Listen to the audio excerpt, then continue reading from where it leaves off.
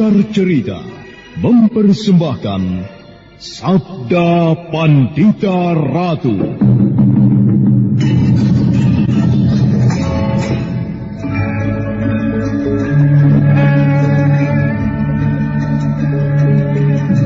Bagaimana, Paman? Salahkah dugaanku? Jangan kau asal tuduh bocah kecil. Apa dasarmu mengatakan aku seorang perampok? Pakaianmu sangat bagus. Kelihatannya terbuat dari lurik yang dikerjakan dengan teliti. Kemudian batiknya juga bagus. Kau juga menggunakan sebuah timang yang pasti terbuat dari emas. Aku yakin tidak masuk akal jika seorang petani kecil hanya dengan sepetak sawah bisa membeli benda semahal itu. Kecuali jika kau merampok. Sabda Pandita Ratu, sebuah kisah penuh dilema, tragedi cinta anak manusia, perebutan tahta, mabuk harta dan duniawi, serta silaunya kehormatan, di mana keangkara murkaan merajalela karena dendam yang membara. Kisah ini berlatar belakang berdirinya Singasari. Ken Arok, dialah pemuda yang merekuk pahit getirnya kehidupan. Namun sebenarnya, dialah yang harus melaksanakan sabda-sabdanya. Perjalanan sengsaranya adalah awal untuk meraih keberhasilan, untuk menuju kejayaannya di saat Singasari berdiri.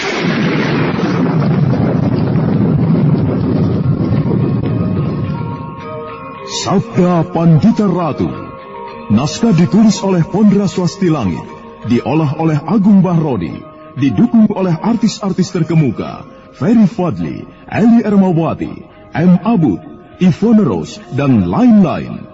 Teknik dan montase Ibing Arifin, dengan sutradara Dian Pertiwi. Sabda Pandita Ratu, kali ini dalam episode ke-18 dengan judul Panembahan Dwipayana.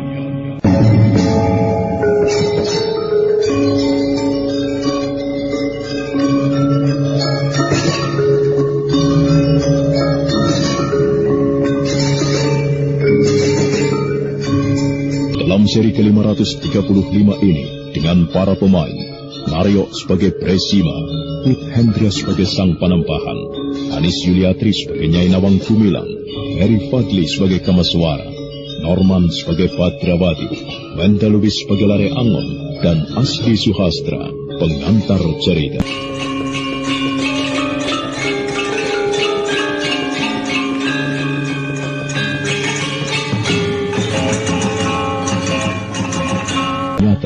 Di ruangan bawah tanah di bawah padepokan Dandang Kandaga itu menyimpan keanehan yang luar biasa. Panembahan tidak hanya menunjukkan pintu yang hanya bisa dibuka dengan menggunakan rapal, tetapi juga obor di dinding yang tidak pernah padam, serasa ada kekuatan yang kasat mata yang melindungi bayi menangis.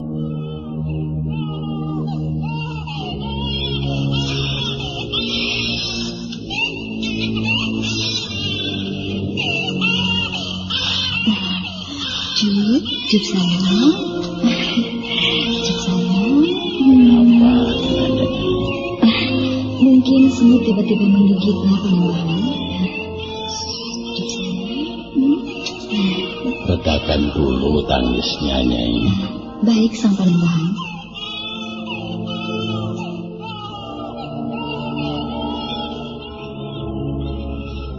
Nyai Nawang Gumilang melangkah menuju ke Kemparingan dan kemudian menyusui bayinya. Ternyata Parameswara haus, dia menyusui dengan lahapnya. Wasi Presima kemudian menebarkan pandangan matanya ke segala penjuru. Wasi Presima manggut-manggut ketika melihat di sebuah sudut terdapat pawon yang dibuat dari batu bata serta sebuah dandang dari tembaga. Kades pundi, Panembahan? Aku datang lagi menemuimu untuk mengantarkan adik Wasi Presima agar kau tidak merasa hidup sendiri di tempat ini. Sang Wasi akan membantumu jika kau makan adik di tempat ini. Mari, aku akan menunjukkan sesuatu kepada adik. Panembahan Dwipayana mengajak Wasi Presima memasuki sebuah lorong, dan lorong itu adalah lorong yang buntu. Apa pendapat adik? Nampaknya itu sebuah pintu batu, Panembahan. Seperti yang di sana tadi. Benar, pintu ini mempunyai keanehan seperti yang Adiwasi lihat tadi. Dibutuhkan sebuah rapal untuk membukanya. Pintu ini jika dibuka akan menuju ke sebuah telaga bawah tanah. Dan untuk keluar harus menyelam ke telaga itu. Dan kemudian tembus di sebuah sendang yang aku beri nama Pancuran Bidadari. Tetapi seyogianya Adi tidak usah membuka pintu ini. Bagaimana aku bisa membukanya, Sang Panembahan? Aku tidak menguasai rapalnya. Nanti aku akan mengajari Adi. Sekarang marilah kita lihat sesuatu yang lain. Sebuah cermin. Sebuah cermin? Ya, sebuah cermin yang akan menghubungkan Adiwasi dengan dunia luar. Wasi Bresima seperti dipacu dengan rasa ingin tahu. Ternyata di sebuah ruangan lain yang berada di belakang ruangan yang dipergunakan oleh Nyai Nawang Gumilang, namun harus mengitari sebuah lorong untuk sampai di sana, terdapat sebuah cermin yang menyatu di dinding. Inilah cermin yang aku maksud itu, Adiwasi. Oh, bukan main. Bagaimana? Aku sudah pernah melihat cermin, Panembahan. Seorang pelaut yang kapalnya kandas di pesisir Panarukan menunjukkan cerminnya. Sebuah benda yang bisa memantulkan wujud apapun yang berada di depannya. Akan tetapi benda yang dimiliki oleh pelaut itu kecil saja, tidak besar seperti ini. Tetapi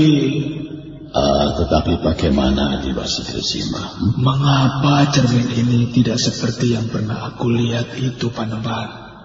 Cermin ini tidak memantulkan apa yang berada di depannya. Suram. Benar, Adiwasi. Benda ajaib yang bernama cermin. Konon kabarnya mampu memantulkan benda apapun yang berada di depannya. Jika kita berada di depan cermin, maka seolah kita melihat bayangan diri kita sendiri. Tidak ubahnya seperti kita melihat bayangan di permukaan air yang tenang. Tetapi tidak demikian dengan cermin ini. Apa bedanya, Sang Panembahan? Apakah seperti pintu dan obor itu? Cermin ini juga memiliki sesuatu yang sangat aneh. Benar. Lihatlah. Aku akan mengusapnya. Nah, inilah keanehannya, Adi. Dan inilah apa yang aku sebut sebagai satu-satunya penghubung dengan dunia luar. Apa yang berada di sana terlihat di sini. Bukan main. Yang aku lakukan sekedar membayangkan di bagian mana yang aku lihat. Setelah itu, aku usap cermin ini dan muncullah apa yang kita bayangkan itu. Wasi Bresima yang merasa sangat takjub dengan keajaiban cermin itu sampai terlongong-longong. Sebenarnya lah di cermin itu nampak bagian depan dari padepokan. Seolah-olah Wasi Bresima berada di pintu pendopo dan menyaksikan halaman dan hamparan bukit yang luas. Nah, Adiwasi Bresima, mari kita tinggalkan tempat ini. Aku akan mengajari Adi membaca rapal untuk membuka pintu batu. Hanya Adi seorang yang mengetahui rapal itu di samping aku. Benar-benar merupakan sebuah kehormatan bagiku, Panembahan. Maka demikianlah, setelah mengajari Wasi Bresima membaca sebuah rapal, Sang Panembahan kemudian meninggalkan ruangan bawah tanah itu, kembali ke bangunan induk padepokan. Nyai, Bagaimana, Kiai? jangan panggil aku Kiai. Aku pantas menjadi ayahmu. Panggillah aku dengan sebutan Paman. Paman Bresima. Baik, Paman. Anggaplah aku seolah benar-benar pamanmu atau ayahmu. Dan kau tidak perlu merasa sungkan untuk mengutarakan apapun. Panembahan memintaku untukmu, agar kau tidak merasa kesepian.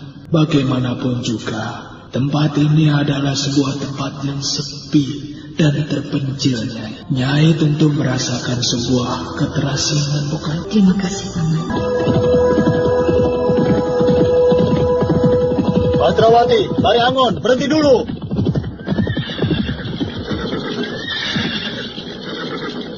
Ada apa, Paman? Kalian berdua sudah menentukan arah? Belum. Dan kau Lare Angon? Aku juga belum. Baiklah, terserah kemana arah yang akan kalian tempuh. Yang penting ingat apa yang dipesankan oleh Sang Panembahan. 3 bulan yang akan datang harus kembali ke Padepokan. Paman sendiri akan kemana? Aku akan singgah dulu ke Kambang Ayu, menengok bagaimana keadaan Pinaka. Aku cemas jika Durga para bandari itu melakukan sesuatu di sana. Adakah kemungkinan orang yang kita cari itu berada di kota Raja Singasari, Paman? Dimanapun mungkin, di Singasari atau di mana saja mungkin. Kalau begitu, aku akan mengadu kota Singasari sambil memenuhi undangan Baginda. Paman tidak keberatan, bukan? Terserah arah mana yang akan kau tempuh, Badrawati dan Lare Angon. Tetapi pesanku, berhati-hatilah. Nah, kita bersama sampai di sini. Bagaimana dengan kita, Paman Lare Angon? Kita masih bisa menempuh perjalanan sampai di Singasari, Badrawati. Akan tetapi sesudah itu, kita berpisah. Kemana Paman akan pergi? Ke Candi Swambara Budura. Langit nampak cerah bertabur bintang di mana-mana. Singasari yang semula bernama Tumapel nampak lelah setelah siang sebelumnya dari pagi hingga sore. Seluruh kaula disibukkan oleh kegiatan yang tidak seperti biasanya. Singasari sebagai ibu kota negeri yang baru berdiri itu disibukkan oleh berbagai hal untuk membangun. Raja Singasari yang bergelar Sri Rajasa Batara Sang Amurwa Bumi itu memang seorang raja yang luar biasa. Raja muda itu mempunyai kemampuan dahsyat untuk menggiring kaula melakukan hal-hal yang sebelumnya muskil dilakukan. Jalan-jalan diperbaiki, saluran-saluran air diperbaiki, pertanian didandani, dan gapura-gapura dibangun. Pendek kata, Singasari yang sekarang adalah Tumapel yang sibuk berdandan diri. Dan untuk membasuh penat kaulanya, untuk memberi hiburan kepada rakyatnya, di alun-alun selatan diadakan keramaian. Sekelompok penari melenggang, gamelan mengalun mengiringinya.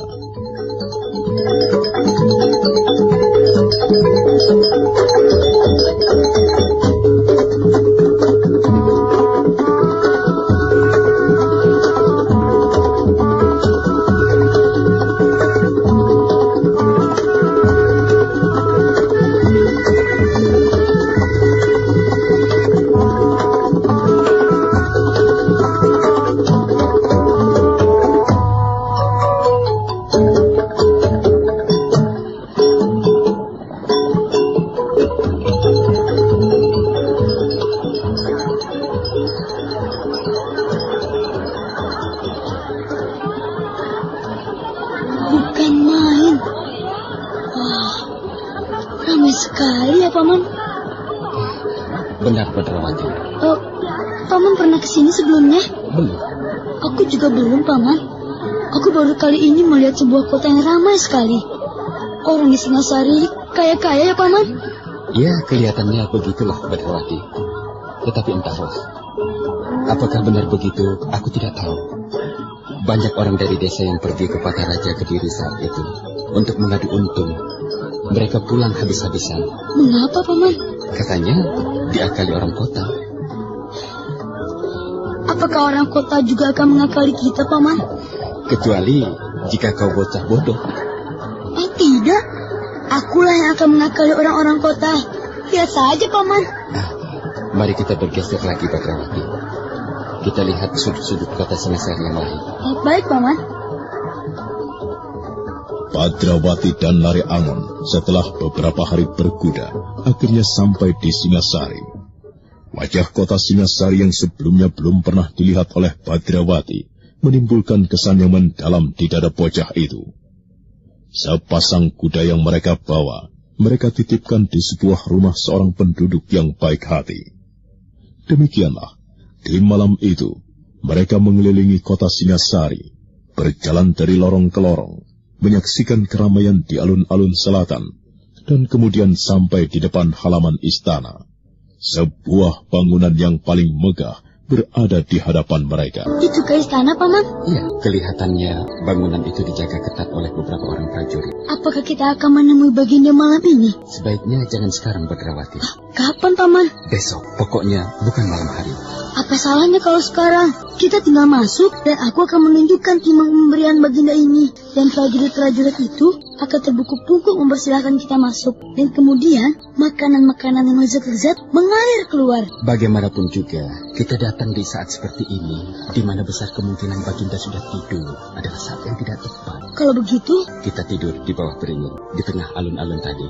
Ternyata Badrawati tidak menolak. Bersama Lare Angon mereka kembali berjalan menuju ke alun-alun selatan. Namun tanpa mereka ketahui, sebenarnya sepasang mata selalu mengawasi gerak-gerik mereka. Badrawati dan Lare Angon tidak pernah menduga kalau mereka sedang diawasi oleh seseorang, karena banyak orang yang berjalan-jalan di alun-alun utara di halaman istana itu. Mereka menyaksikan keramaian tayub yang diselenggarakan di alun-alun selatan. Badrawati yang ingin menghadap baginda di malam itu pula dicegah oleh Lare Angon, karena saat itu telah larut malam. Badrawati dan Lare Angon bermaksud kembali ke alun-alun selatan. Mereka tidak tahu kalau sebenarnya ada seseorang yang selalu memperhatikan gerak-gerik mereka. Paman. Kenapa, Badrawati? Paman tidak ingin turun menari. Tidak ingin? Malas. Malas? Malas apa tidak bisa? Kalau sekedar menari dengan penari tayub, aku sudah biasa, Badrawati. Tidak ada yang aneh. Aku ingin joget, Paman. Menarilah, aku lihat. Maksudku, joget dengan penari tayub itu. Kau masih terlampau kecil, Badrawati. Umurmu belum genap 13 tahun. Apakah ada persyaratan? Yang boleh joget adalah orang yang sudah dewasa. Apakah kau benar-benar ingin menari, Badrawati? Tidak, aku sekedar bercanda. Tapi aku berharap, kelak di saat aku sudah pantas, aku akan belajar joget. Lalu, aku akan turun ke gelanggang dan menari sepuas-puasnya. Dengan teledok yang paling cantik. Berangan-anganlah, Badrawati, dan tidurlah. Jadikan angan-anganmu menjelma dalam mimpi. Berbantal akar beringin yang berada di alun-alun selatan itu, Badrawati dan Lare Angon berusaha untuk tidur. Bintang-bintang bertaburan di langit. Bintang Waluku nampak di langit selatan. Meski tidak bisa dikatakan cerah, tetapi nampaknya mendung tidak sedang menawarkan hujan. Badrawati dan Lare Angon bagaikan diayun oleh suara gending pengiring tayu yang mengalun di kejauhan. Namun belum lagi mereka meraih mimpi, perhatian Badrawati tertuju pada seseorang yang berjalan mendekat. Paman. Ada apa, Badrawati? Ada orang kemari. Lare Angon serentak bangun. Ternyata orang yang tidak jelas wujudnya itu memang melangkah menuju ke tempatnya berada. Badrawati terloncat ketika mengenali cara melangkahnya orang itu. Iya. Siapa? Itu Wangkar. Wah, aku kira siapa? Ternyata Kiai Putut. Selamat berjumpa kembali anak Nger Badrawati serta anak Mas Lare Angon. Sungguh tidak mengira aku bisa bertemu dengan anak Mas dan anak Nger di sini. Bagaimana Kiai mengetahui kami berada di sini? Kebetulan aku menyaksikan keramaian di sana itu tadi. Nah, tadi aku melihat anak Mas dan anak Nger berada di antara penonton. Lalu aku ikuti terus. Dan kebetulan sekali aku bertemu dengan anak Mas dan anak Nger. Dengan demikian, aku bisa meminta bantuan. Bantuan apa, Kiai? Apa yang digelisahkan oleh sang Panembahan ternyata benar. Maksud Kiai? Pangeran Pati Anusapati harus diselamatkan dari orang-orang yang bermaksud menyingkirkannya. Siapa yang bermaksud menyingkirkan Pangeran Pati itu, Kiai Putut? Siapapun orangnya, namun di belakangnya adalah Baginda Singasari sendiri. Sri Raja Sabatara Sang Amurwa Bumi. Wah, bagaimana bisa begitu? Apakah anak Nger belum mengetahui? aku bisa mengetahui dari mana, Kiai? Kehadiran istri muda Baginda yang bernama Ken Umang dan sekarang sedang hamil itu menimbulkan masalah. Perempuan itu menggugat Baginda. Mengapa Anusapati diangkat menjadi Pangeran Pati? Padahal Anusapati itu bukan anak kandung Baginda. Anusapati adalah anak tunggul Ametung. Ken Umang itu menginginkan anaknya yang masih berada di dalam kandungan itu yang diangkat menjadi Pangeran Pati. Lalu bocah itu akan disingkirkan. Demikian, Kiai? Benar. Dan Sang Panembahan memerintahkan kepadaku untuk menyelamatkan bocah itu. Andai kata Baginda benar-benar terpengaruh istri mudanya dan bermaksud menyingkirkannya. Apakah yang bisa kami lakukan untuk membantu Kiai? Membantu menyelamatkan bayi itu dan kemudian membawa ke Padepokan Dandang Kandaga. Bagaimana Badrawati? Tidak ada buruknya kita membantu, tetapi aku tidak habis mengerti mengapa Baginda bisa mempunyai maksud seperti itu. Dan anak mas berdua, apa yang anak mas lakukan di kota Raja Singasari ini? Sang Panembahan memberikan petunjuk kepada kami berdua untuk segera mencari orang kelima dari orang-orang yang memiliki raja seperti kami ini, Kiai. Ya, kami berdua kebetulan mengambil arah di kota Raja Singasari ini. Dan sebenarnya, aku ingin menghadap Baginda, Kiai. Menghadap Baginda? Benar, ketika di Padepokan dulu, Baginda mengundangku untuk datang ke Singasari.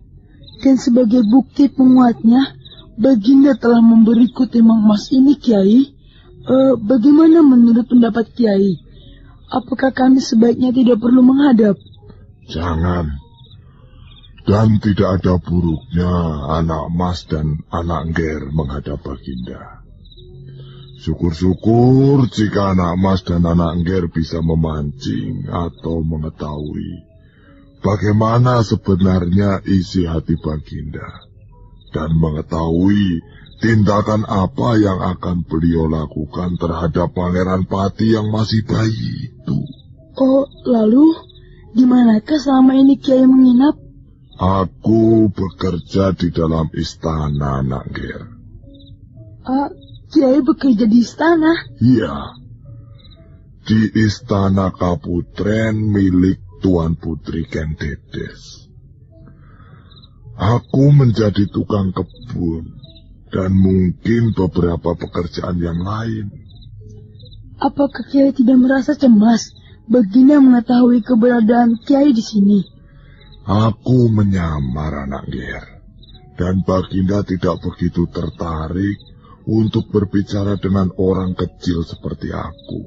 Lalu, bagaimana caranya kami berdua menghubungi Kiai? Di tempat ini, Anak Ger.